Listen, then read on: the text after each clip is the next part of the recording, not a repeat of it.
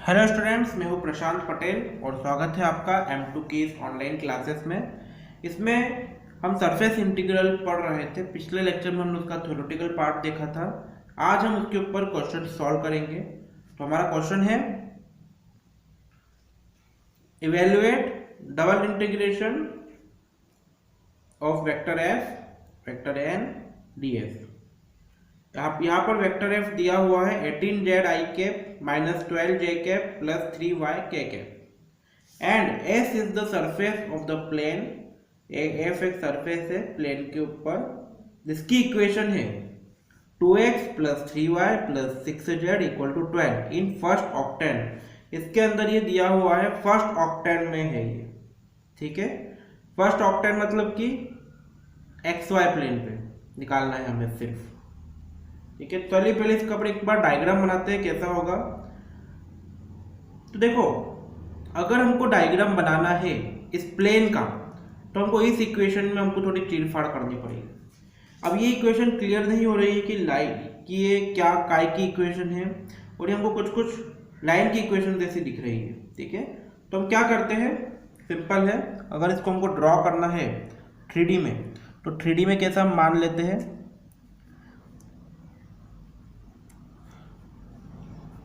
हमने 3D diagram बना दिया। इसको मान लिया हमने एक्स, इसको मान लिया हमने एक्स प्लेन, इसको मान लिया वाई प्लेन और इसको मान लिया हमने जेड, ठीक है। अब देखो इक्वेशन थी हमारी ये क्या है, इसको बोला हमने 2x plus 3y plus 6z equal to 12। ये हमारी हो गई इक्वेशन 1। अब अगर इस इक्वेशन में x की जगह पर भी 0 पुट करा जाए, y की जगह पर भी 0 पुट करा जाए, तो हमें z क्या मिलेगा। देखो ये भी 0 हो गया, ये भी 0 हो गया, तो 6z इक्वल टू 12 मिल रहा है। 6 को नीचे ले जाएंगे 12 के, तो ये हो जाएगा 6, ये बन हो जाएगा 2, 12 दूना 6 दूनी 12 होता है, 6 टू द 12 है ना, तो z की वैल्यू मिल जाएगी 12 2। अब हमने पहले x और y को हमने 0 पुट करा था। अब हम एक काम करते हैं, x को और z को 0 पुट करके देखते हैं, ठीक है। अब अगर x को और z को हम 0 पुट करेंगे तो हमको क्या मिल रहा है, हमको मिल रहा है 3y इक्वल टू 12 मिल रहा है। 3y इक्वल टू 12 मतलब कि 3 को 12 के नीचे ले जाएंगे तो 3 4 12 होता है, 3 चौक 12 होता है। मतलब कि कितनी वक्त y की वैल्यू क्या मिल जाएगी हमें 4 4, तो यहाँ पर लिख देंगे हम 4। अब इस बार नेक्स्ट स्टेप में हम y को और z को 0 पुट करते हैं। y और z को हम अगर 0 पुट करें इन दोनों को, तो हमें क्या मिलेगा 2x इक्वल टू 12। ये 2x है, ये इक्वल टू 12 मिल रहा है। 2 को 12 के नीचे ले जाएंगे तो हमें मिलेगा x इक्वल टू 12/2, मतलब ये हो जाएगा 6 2 छंग 12, 6 2 जा 12, तो x की वैल्यू हमें मिल जाएगी 6, ठीक है। तो हमको 3 कोऑर्डिनेट मिल गए, कौन कौन से 0, 0, 2, और ये गड़बड़ हो गई, ये आएगा 4, मैंने y लिख दिया इसकी जगह पर। दूसरे कोऑर्डिनेट मिले 0, 4, 0। तीसरा कोऑर्डिनेट मिला हमें 6, 0, 0। तो देखो 6, 0, 0 कहाँ पर आएगा, मान लेते हैं यहाँ पर आएगा ये, ठीक है। क्या कोऑर्डिनेट होगा इसके 6, 0, 0, ये x प्लेन पे आएगा। y के लिए है 0, 4, 0, मतलब कि y प्लेन पे आएगा। ये मान लेते ये 4 है, 0, 4, 0। z के लिए 0, 0, 2, मतलब कि ये z प्लेन पे आएगा।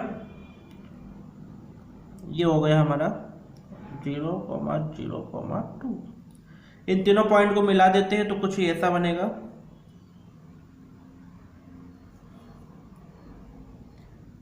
ये हमारी सरफेस मिल गई जिसका हमको इंटीग्रेशन करना है, surface integration.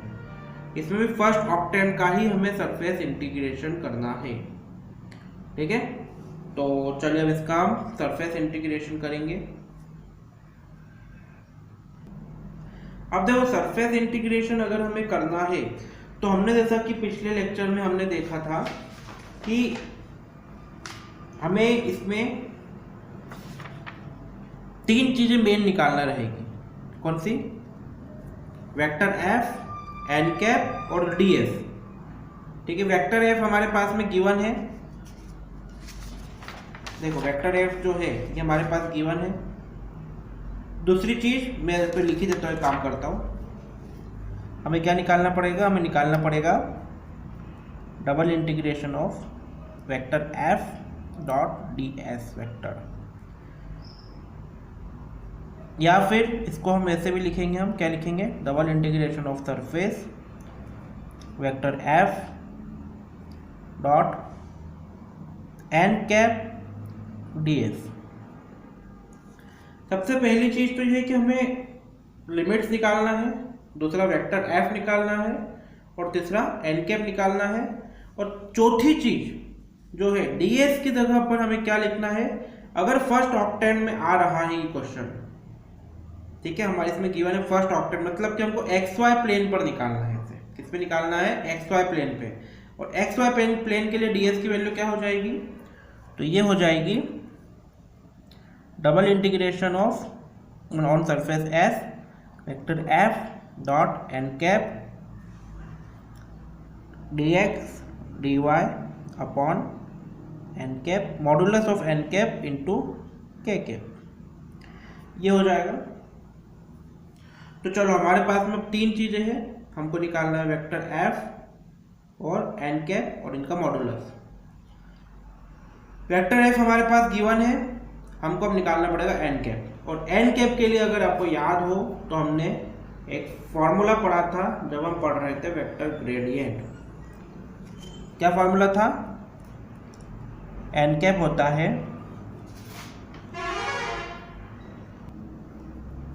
Gradient of phi upon modulus of gradient of phi. अब आप बोलोगे सर ये फाई क्या है ना? तो फाई हमने कोई भी एक हमने वैल्यू मान ली, हमने वो सरफेस की जो इक्वेशन है उसको हमने फाई से डिनोट कर दिया है। अब फाई की जगह आप कुछ भी ले सकते हो, अल्फा बीटा गामा जीटा या फिर A B C D F से कुछ भी ले सकते हो। मैंने इसको फाई ले लिया, ठीक है। N cap equal to gradient of phi upon modulus of gradient of phi होता है। अब मतलब कि हमको अब ग्रेडियंट भी निकालना पड़ेगा, ग्रेडियंट निकालना पड़ेगा।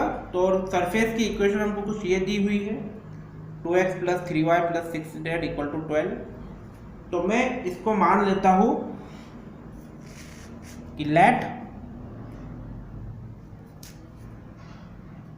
ये तो भी मैंने मतलब क्वेश्चन सॉल्यूशन में नहीं लिखा है, मैंने सिर्फ आपको बताया मैंने, है ना। तो उसको आप सॉल्यूशन में मत लिखना, ये सिर्फ आपको पता होना चाहिए। हम फिर फॉर्मूले को आगे लगाएंगे तब इसको लिखेंगे। Let 5 equal to 2x plus 3y plus 6z minus 12। क्या करा मैंने? ये 12 को मैं इधर ले आया मैं, और इसको पूरे को मैंने 5 के इक्वल रख दिया मैंने, ठीक है, मतलब 5 मान लिया मैंने, 5 मान लिया। अब मैं इसकी हेल्प से मैं एन कैप निकाल सकता हूँ मैं, gradient of 5 upon modulus of gradient of 5। अब ग्रेडियंट ऑफ 5 कैसे निकालते हैं हम? ग्रेडियंट ऑफ 5 निकालने के लिए हम क्या करते हैं? I cap del phi upon del x plus j cap del phi upon del y plus k cap del phi upon del z. इसमें हम ये पूरी वैल्यू को रखेंगे। मैं डायरेक्ट इंटीग्रेशन कर रहा हूँ। मैं देखो del phi upon del X का जब इंटीग्रेशन होगा तो ये y वाला z वाला और ये कांस्टेंट, ये तीनों क्या हो जाएंगे? 0 हो जाएंगे। सिर्फ 2x का इंटीग्रेशन हो पाएगा। क्या हो जाएगा? 2x का इंटीग्रेशन, 2x का इंटीग्रेशन हो जाएगा 2, तो ये हो जाएगा पूरा 2i कैप। अब del phi upon del y के रिस्पेक्ट में हो रहा है, तो ये वाला 2x 0 हो जाएगा, 6z भी 0 हो जाएगा, 12 भी 0 हो जाएगा। बचेगा सिर्फ 3y, और 3y का इंटीग्रेशन होता है 3, तो ये हो जाएगा प्लस 3j कैप प्लस, अब हमको निकालना है del phi upon del Z.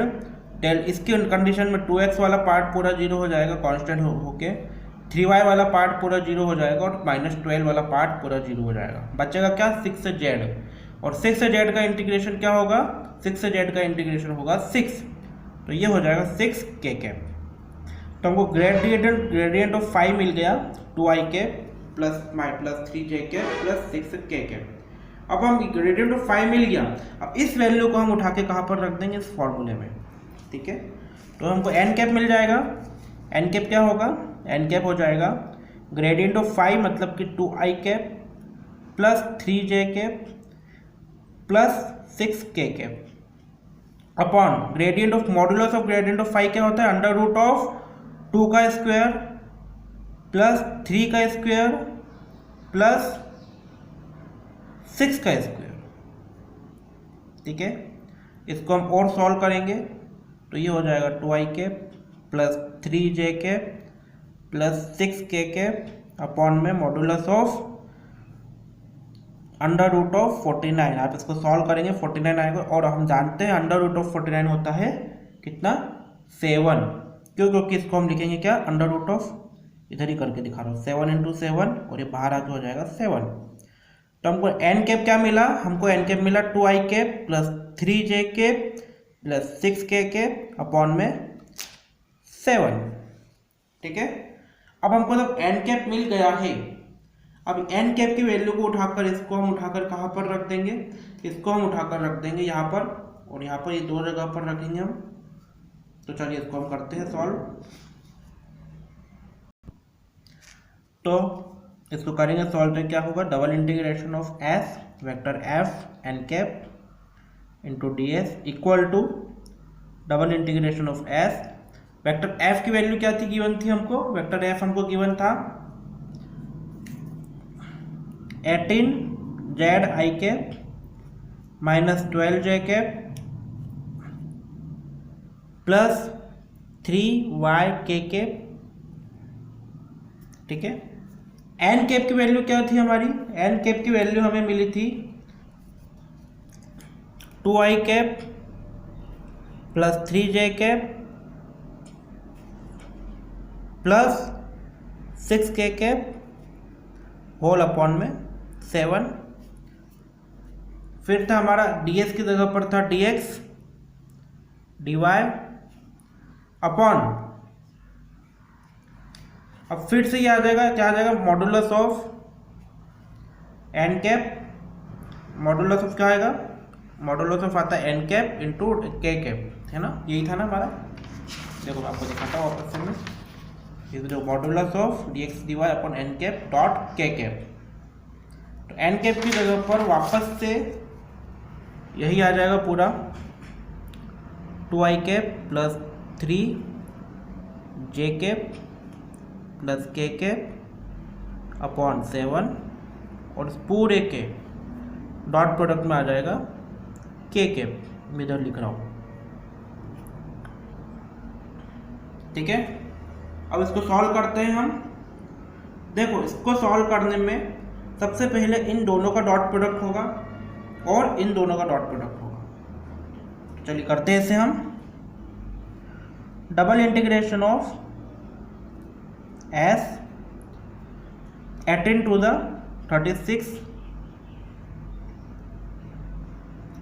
z minus 12 3 the 36 plus 3y और इस पूरे के अपॉन में आ जाएगा 7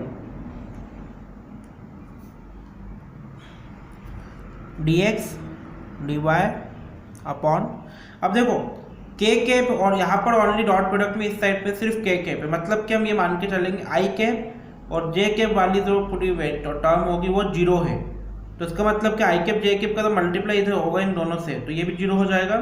बचेगा क्या, सिर्फ k कैप, तो k कैप से k कैप का मल्टीप्लाई होगा तो ये सिर्फ k कैप ही बचेगा। ठीक है, ये 6k कैप था हमारा, तो सिर्फ 6k कैप बचेगा। k कैप का k कैप से डॉट प्रोडक्ट होगा तो क्या मिलेगा हमें 6, और ये अपॉन में 7 है ही सही, तो हमें मिल जाएगा 6/7। अब देखो ये 7 से 7 कट जाएगा। ठीक है, यहाँ पर 6k कैप था तो 6 3 18 होगा, यहाँ पर हमारा 18 आ जाएगा। अब देखो क्या इसमें से 18 हम कॉमन ले सकते हैं पूरे में से, तो इनको कॉमन लेके बाहर निकाल देते हैं हम। इधर से 6 बाहर निकाल देते तो ये हो जाएगा 6 double integration of 2z minus 2 plus 2y dx dy। अब ये हो जाएगा 6 3 जा 18 तो इधर 3 double integration of 2z minus 2 plus 2y dx dy। अब देखो हमें एक चीज इसमें समझ में आ रही है, हमको करना है एक्स वाई प्लेन में, ठीक है। यहाँ पर लेकिन जेड भी दिया हुआ है तो जेड को हमें हटाना पड़ेगा। अब जेड कैसे हटाएंगे, उसके लिए हमको इसकी इक्वेशन दी हुई थी, किसकी, प्लेन की इक्वेशन दी हुई है हमें। क्या है प्लेन की इक्वेशन, प्लेन की इक्वेशन है 2x plus 3y plus 6z equal to 12 है। यहाँ से हमको पूरी प्लेन की इक्वेशन मिल जाएगी। क्या मिल जाएगी, 12 minus 2x minus 3y upon में 6, ये हो जाएगा हमारा z। तो ये हमको मिल गया z। अब इस z को हम आगे लिखेंगे, ये सिर्फ y होगा, ठीक है। तो चलो इस z की वैल्यू को उठा के हम ऐसा एज इट इज यहाँ पर पुट कर देंगे हम। तो ये हमें मिलेगा 3 double integration of s 2z 2 into, यहाँ पर पूरे में z की वैल्यू आ जाएगी, ये 2 इंटू जेड की जगह पर मैं ये पूरा लिख रहा हूँ 12 minus 2x minus 3y upon 6 minus 2 plus 2y, और ये हो जाएगा पूरा dx dy। अब इसको और सॉल्व कर ले, 2 3 जा 6 कर जाएगा ये। इस 3 का ऊपर दोनों में मल्टीप्लाई करके इसको बाहर निकाल लूँगा, 3 से 3 काट दूंगा मैं, तो ये हो जाएगा double integration of surface S 12 minus 2x minus 3y 3 to the 6 minus 6 plus 6y dx dy। अब इसको आप सिंप्लीफाई कर सकते हैं आसानी से। अब बस इसमें एक चीज़ और बच रही है कि हमें लिमिट्स निकालना सीखना है। लिमिट हम निकालेंगे एक्स वाई प्लेन पे। अब अगर आपने क्वेश्चन में ध्यान दिया हो तो एक्स वाई प्लेन पे लिमिट क्या निकलेगी, देखो ये हमने बना लिया एक्स वाई प्लेन, ये हो गया एक्स, ये हो गया वाई। एक्स में कहाँ तक हमारी वो जा रही थी सरफेस, एक्स में जा रहा था हमारा 6,0 तक, तो यहाँ पर हमने बना दिया 6 वाला पॉइंट बना दिया हमने 6,0। वाई में कहाँ तक जा रही थी पिछले में, वाई में जा रहा था 4 तक जा रहा है ना, तो ये हो जाएगा 0,4। इन दोनों लाइन को हम ज्वाइन कर लेंगे। अब वही हमारा पुराना तरीका, देखो अगर हम x की लिमिट कांस्टेंट मानते हैं तो क्या हो जाएगी, x की लिमिट 0 to 6। y की लिमिट हमको क्या करना पड़ेगा, y की लिमिट के लिए हमको y के पैरेलल में एक स्ट्रिप बनानी पड़ेगी, और y के पैरेलल में स्ट्रिप बनाएंगे तो उसमें लोअर लिमिट तो क्या आ गई, y की 0 आ गई, और अपर लिमिट के लिए लाइन की इक्वेशन निकालनी पड़ेगी। अब हमको पता है कि इक्वेशन क्या थी, करो कि 2x plus 3y plus 6z equal to 12, ठीक है। अब इसमें हम z वाला पार्ट तो इस एक्स वाई प्लेन में 0 हो जाएगा, तो हमारी इक्वेशन क्या हो जाएगी, ये हो जाएगी कुछ 2x plus 3y equal to 12। हमको अब ये इक्वेशन जो है y के इक्वल में चाहिए तो हम 2x को इधर ले जाएंगे, तो ये हो जाएगा 3y equal to 12 minus 2x, और y इक्वल टू हो जाएगा हमारा 12 माइनस 2x अपॉन 3। तो ये हमारी इसकी इक्वेशन आ गई, ठीक है। तो ये हम लिमिट यहाँ पर पुट कर देंगे हम। डबल इंटीग्रेशन ऑफ x की लिमिट हो गई 0 से 6 और y के लिए हो गई 0 to 12 माइनस 2x अपॉन 3, तो यहाँ पर हो गया 12 माइनस 2x अपॉन 3। इसको पूरे को हम सॉल्व कर लेंगे तो ये हो जाएगा हमारा कितना, ये हो जाएगा इस पूरे को सॉल्व करने पर 12 माइनस 6 हो जाएगा 6, 2x माइनस का 2x एज इट इज आ जाएगा, माइनस 3y प्लस 6y, ये हो जाएगा प्लस 3y dx dy।